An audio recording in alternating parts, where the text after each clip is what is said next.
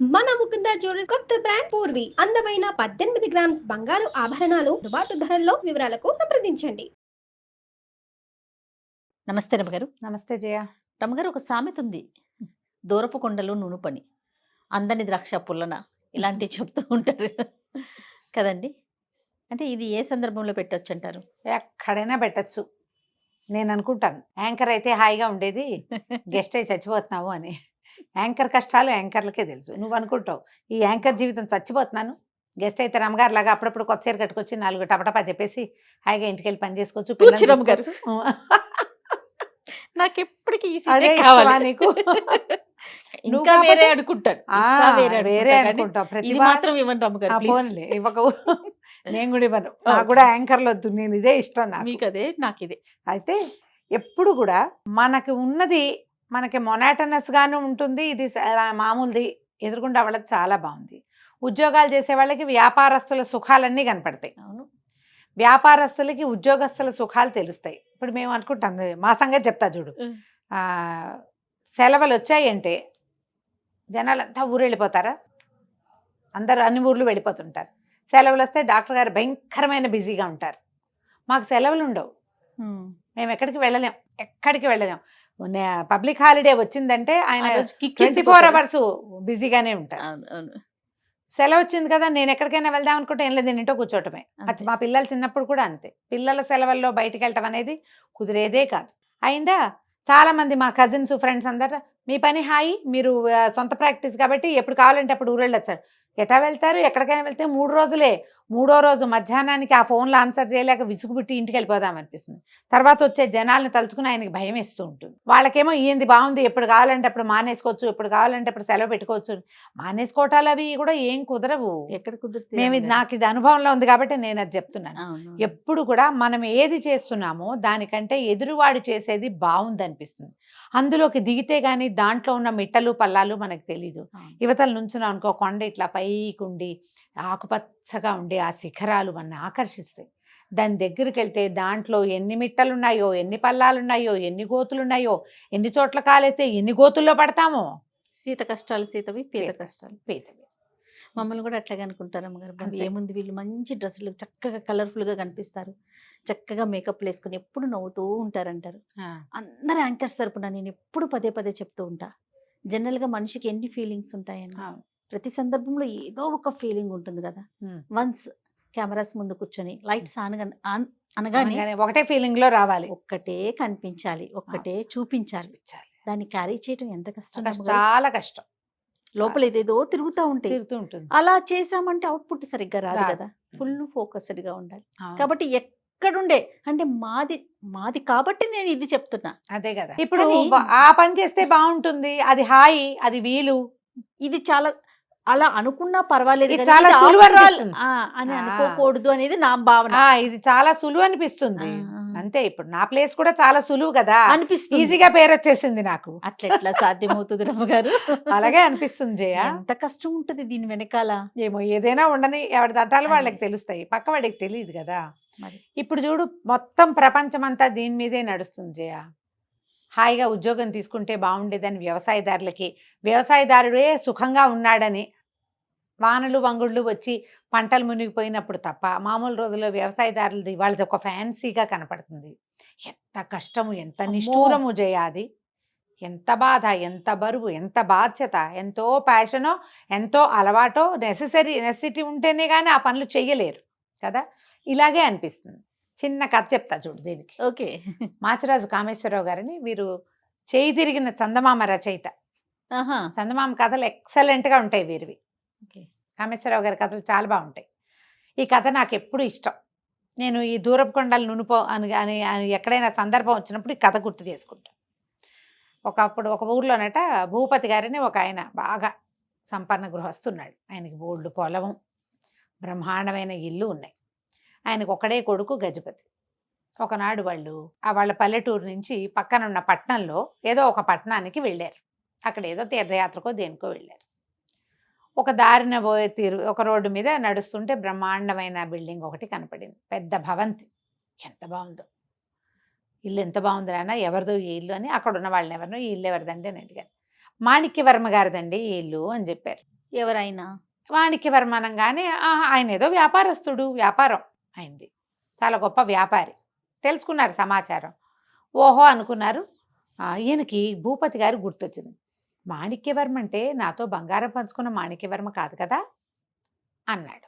అనగానే కుర్రాడు కొడుకు ఆ గజపతి, ఎవరి నాన్న బంగారం పంచుకోవటం ఏమిటి నాన్న, నీకు మాణిక్యవర్మ అని ఆయన తెలుసా నాన్న అని 4-5 మాటలు అడిగాడు.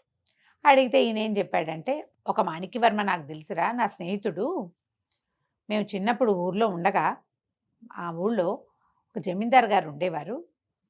అయితే ఒక పెద్ద ప్రమాదంలో జమీందారు గారి కుటుంబం అంతా పోయింది, భవంతి పాడుపడిపోయింది. జమీందారు గారి తండ్రి ఆ ప్రమాదం నుంచి తప్పించుకున్నాడు.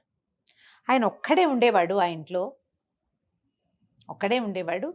పాడుపడిపోయిన ఆ భవంతిలో పిచ్చికేకలు పెడుతూ, మరి ఎవరూ లేకుండా ఉండేవాడు. ఊళ్ళో పిల్లలు ఎవరైనా కనపడితే బంగారం కావాలరా మీకు అని కేకలు పెట్టేవాడు. కుర్రాళ్ళు ఆయన చూసి పారిపోయేవాళ్ళు. నేను మాణిక్యవర్మ అప్పటికి యంగ్స్టర్స్ వాళ్ళు, మేము మాత్రం ఆయన దగ్గర కాసేపు కూర్చునేవాళ్ళం, ఆయనకి ఏమైనా తినడానికి పట్టుకెళ్ళేవాళ్ళం, ఆయనతో మాట్లాడుతూ ఉండేవాళ్ళం. ఒకనాడు ఆయనకి అవసాన కాలం సమీపించినప్పుడు ఆయన ప్రాణం కోసం కొట్టుకుంటుంటే మేమే మంచినీళ్ళు అవి పోసాం. ఆయన ఒక చోట బంగారం దాచిపెట్టామని అది తీసుకోమని చెప్పాడు మాకు. తీసుకోమంటే ఆయన శవదహనాలన్నీ అయిపోయాక ఊళ్ళో వాళ్ళంతా కలిసి ఆయన మట్టి చేసేశారు. ఆయన చెప్పిన ప్రకారం మేము అక్కడ తవ్వి బంగారం దొరికింది మాకు. నేను మాణిక్యవర్మ చెరిసగం పంచుకున్నాం. మాణిక్యవర్మ వ్యాపారం పెట్టుకుంటానని చెప్పాడు. నేను మన ఊళ్ళో పెద్ద ఇల్లు కట్టుకుని పొలాలు అవి కొనుక్కుని మన ఊళ్ళోనే స్థిరపడ్డాను.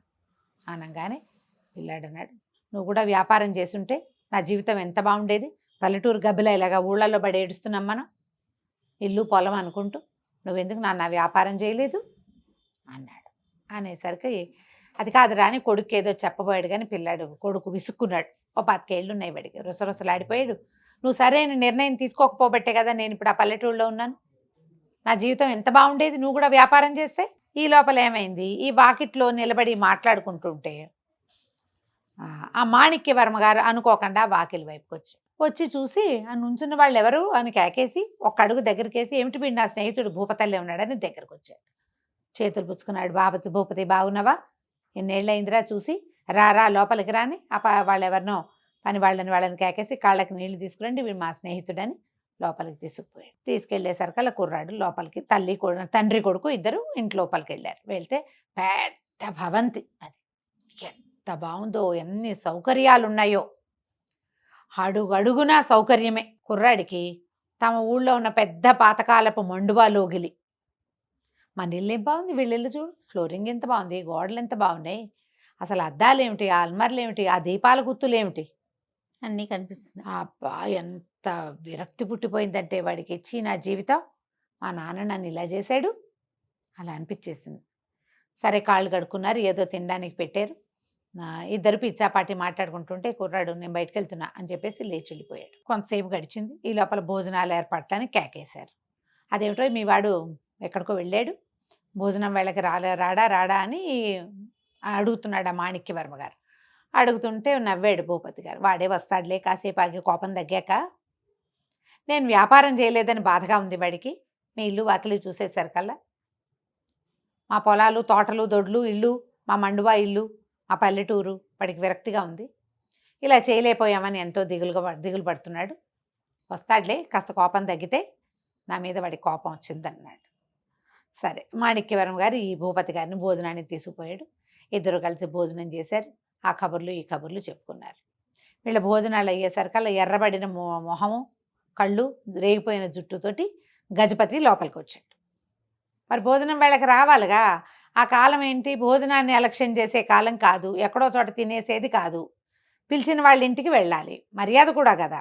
సరే లోపలికి వస్తే రానాయన కాళ్ళు కడుక్కో, భోజనం వడ్డిస్తానని, భూపతి నువ్వు పడుకోబోయి పిల్లవాడికి భోజనం వడ్డిపించి కాసేపు కబుర్లు ఆడుకుంటాం మేము అని చెప్పి భూపతి గారికి ఒక మంచము పక్కా చూపించి ఆయన పడుకోమన్నాడు. భోజనం చేశాక 50 ఏళ్ళు వస్తే పెద్దవాళ్ళు కాసేపు నడుము వాలుస్తారు. పల్లెటూరు పద్ధతులు కూడా అవే, మధ్యాహ్నం ఒక అరగంట నడుము వాలుస్తారు.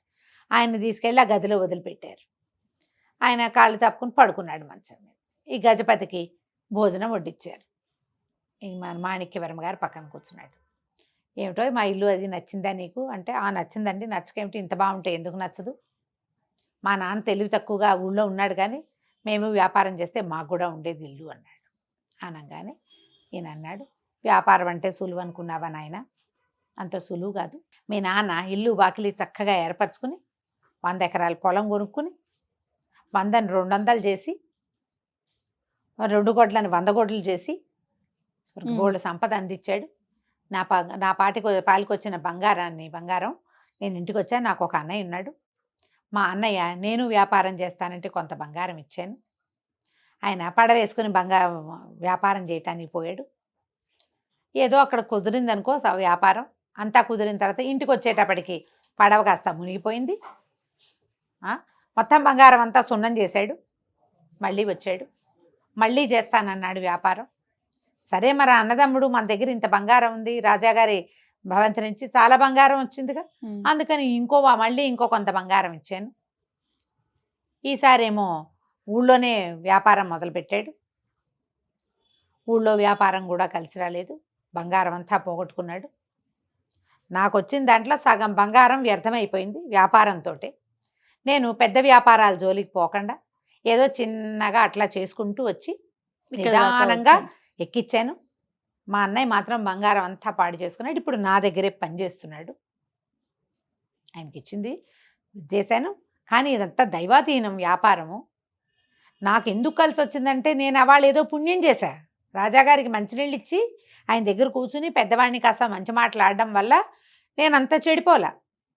కానీ నాకు వచ్చిందంటే సగం బంగారాన్ని మా అన్నయ్య కరారాబడి జుట్టిచ్చేసాడు. పూర్తిగా దైవాధీనమే. ఊళ్ళల్లో అట్లా కాదు కదా, వ్యవసాయం వేరు. అప్పట్లో మనకి ఇప్పుడు లాంటి తుఫాన్లు అవి లేవు. వ్యవసాయం అంటే ఏటా ధాన్యం ఇంటికి రావటమే. సగం పోయినా సగం ఇంటికి వస్తుంది. వ్యాపారంలో పోతే మొత్తం పోతుంది. వ్యాపారాలు అప్పుడంతా పడవల మీద వ్యాపారాలే కదా. పడవ మునిగిందంటే గోవిందా. మీ నాన్న చేసిన పనే మంచిది, మేమేమో అలా చేయలేకపోయాము, ఈ వ్యాపారాన్ని నమ్ముకున్నాం, ఇది ఒక పులి మీద స్వారీ, ఎప్పుడు డబ్బులు పెట్టుకుంటూ ఉండాలి, వచ్చేదేమో దైవాధీనం. భోజనం చేసినప్పుడు దుమదుమలాడుతూ కూర్చున్న గజపతి స్లోగా అయ్యి చక్కగా అన్నీ రుచి చూసి, మీ ఊళ్ళో మంచి వస్తువులు దొరుకుతాయండి, ఈ కూరలు ఇలాంటి పదార్థాలు దొరకవు, వెళ్ళేటప్పుడు బండిలో ఇవి కూడా వేయించుకెళ్తా ఉంటే నేను ఇప్పిస్తాను నీకు అన్నాడు. ఈయన అన్నందిని వెళ్ళి నాన్న పక్కన పడుకున్నాడు.